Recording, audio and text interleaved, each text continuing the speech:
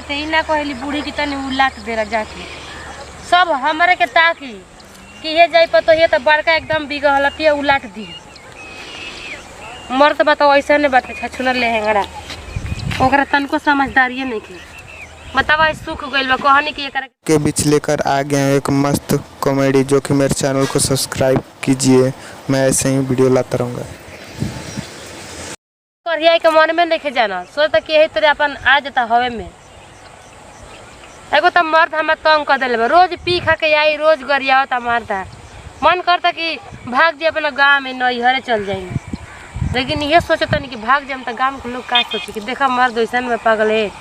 और मेहरारू होशियार भी तो भाग गई और केहू के तो एगो घर में तनी सोच उच रहे के चाहिए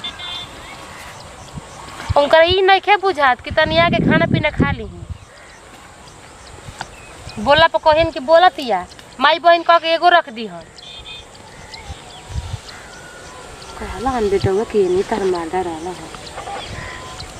चला जाए तो काम धाम करता नहीं का नहीं रास्ता सही तो लिया के चल जाए कितनो चलत रास्ता बढ़ता कि हम ही घटत नहीं आगे में चलत बटले बनी हमारा के सब बुझल लेकिन कहीं ना कि का करी कैसे घरे पहुंच जाए हम ले आते अरे ओ हमार डार्लिंग आगुल बालू का आ गइल हगल मोइला खा के कहीं कोना ऊपर तहार पड़ जाओ सुनो कोई ना कैमरा के छुई माती गाड़ी उरी मत दे हमके सीधे घरे पहुंचाओ चल उठा उठा जैसी के तैसी चल छोड़ देखी सही में एगो तो ऐसा ही खीस बरा के रखले बड़ा काहे तुझे कौन नाते का बेटा पिया देता वे पियाला ना छुटी तार पियल का आय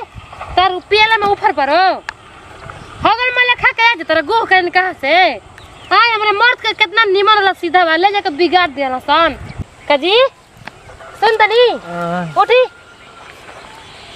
चुम्मा दे दे चुम्मा जाटी डार्लिंग अरे हई जा ए तो बाड़ी का सोची हन जी बुढ़िया अब बाड़ी देखत नहीं हो सुजीत के माई हो जा बाड़ी जी उठी अरे सुजीत अजीत बबुआ अरे अजीत बबुआ के माई बड़ी कस जी हमार दिखाई नहीं देत देहिया दबावत रहल हो का हम अखिया में गोबर ठेल के बनी कि नहीं खेलम का नहीं हमके घरे पहुंचा द उनका केनु आड़ा केनु सुता द एकदम बुझात नहीं के हमरा माने कि रवा पियल के ना छोड़ा छोड़ दे तोहार क्रिया आज के बाद ना छोड़ब हमार क्रिया छोड़ी प्रधान नल त प्रधानों का क्रिया खइनी तब मन नी नहीं अब मान गई देहिया दबावत रहल त बड़ी निक लागत हमरा का अरे के कौन लिया के गइल है जी पिया खातिर अरे वो मलिकवा भैया रहल हाँ मालिका काहे ना पियाई वो तो सोचता कि हमार घर निमन बाटे एकनी के छोट बिरादर बाड़ से तकन के घरे उजाड़ द चला चला हमरा के दुनिया चाहेला कि सब बोर्ड बन के रहो चला ना गोहरवा केड़वा हमरा के सुता दो लौकत नहीं खे सुता दे तनी हम तहरा के गोहरवा के एथो करे खातिर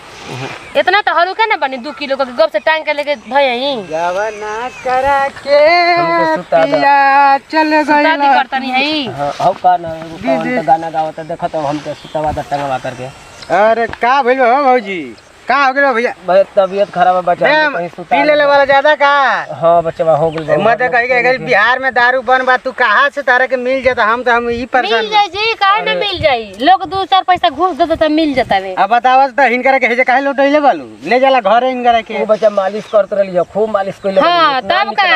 इतने तो सर्विस लगे आता नहीं के मालिश हम करब अरे भैया के ले जा घरे तू का झुटिया के हेजा बच्चा इतना मोहब्बत रवे लिया जे अपना घरवा गांव में अरे हम त लिए जे हमर भाई लगिया गांव के त हम ना लिए जे आ तू कैसे लिया जी खियाई पियाई हमर मर्द के तो बिगाड़ दी रहो एक दिन देखानी तो हम जाके भूसावला घर में गांजा खींचतन जा त गांजा पियला से कोनो दिक्कत ना होला उठा उठा भैया उठा हमके गांव में ना हमके केनी आड़ा कम पिया भौजी खिसियाई लागत है आड़ा सुता द हमरा के सुना इनकरा के ना भैया के तू ले जा घरे आ समझाओ यहाँ तनी ठंडा उंडा तेल लो रख दिया काहे से हां तेल रख दे कि नाती के बेटा के औरी सुस्त मिल के चल जन पिए खातिर का करबो झेला ही के बा बियाह केलु तो घरी ना बुझेलु वो घरी तो मजा में रहलु तो लिया जा भाई तार बुझाइबे ना करेला ओ निया घर बा के निया बा हे निया पियलम ना लगता मेरा दम तो गरम बालू का हो अरे हे निया हो हे निया हो न जाके बस सोचता लगनी टोबे बकुला टोबे लगनी लड़ दे फोर ला जा अपने में अरे आराम से लिया के जा मर्द कहेगा का आराम से लिया धर जी है ये अरे इधर कमरिया माथा में लगाई जी अरे केनिया हेनिया कमरिया अरे हेनिया बाधरी लिया के जा चल लिया के जा मर्द सही में बूढ़ से हम परेशान इनका ठंडा तेल रख दियो अब चुप रही भाषण मत ढिलेगा तो पी के नौटंकी उतर ले बड़ा मजा आई नहीं निमन दुल्हा बा जा चल इधर हमारे को मत कही का ये सब बेकार मेहरा रुबिया तो मरद का अपन छोड़ देती चल जाई तो चौपा दे ले जाके उनका रखिए लेके चल जाई।